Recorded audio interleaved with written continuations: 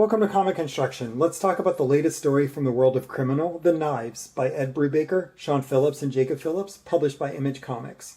This book is a standard size hardcover at 6 3/4 by 10 1/2 inches and has 200 pages.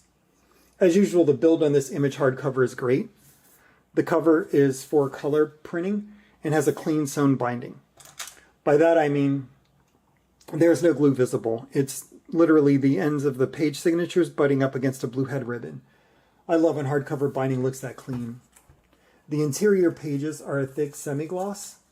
It's a really nice sheet, and it's the standard sheet that Image uses on their deluxe hardcovers. I was kind of hoping for an uncoated sheet after reading the Bad Weekend hardcover, but that's not the case here. The design of the book is really nice. There are black pages with titles and imagery between each chapter, acting as kind of a fade to black. It's very cinematic. The only design element I'm not super excited about is in the afterword, so it's a minor detail. But this typeface that is used is bold and condensed, and I find it very hard to read. But like I said, that's a very minor nitpick in such a wonderful work. Sean Phillips' pencils are really clean, and his storytelling is absolutely excellent.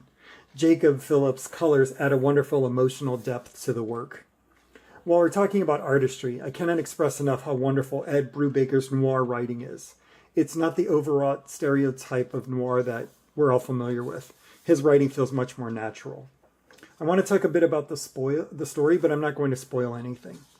The Knives tells the story of Jacob Kurtz's successful comic strip, which lands him a TV show adaptation. He moves to LA to work on it. This chapter is an interesting reflection on artistic media, adaptations, business, and artistic intent, specifically on how incompatible these concepts can be. Then we meet Angie, a cat burglar who's had a very hard life. The bulk and heart of the story is how the lives of Jacob and Angie intertwine over time. The character growth in this book is both shocking and very heartfelt. Everything here feels real and packs emotional weight.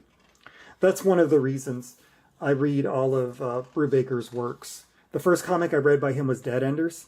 I need to do a deep dive on that at some point, but every time I read it, it packs an emotional gut punch. Thanks for checking out this video. If you enjoyed it, like, subscribe, and share with a friend.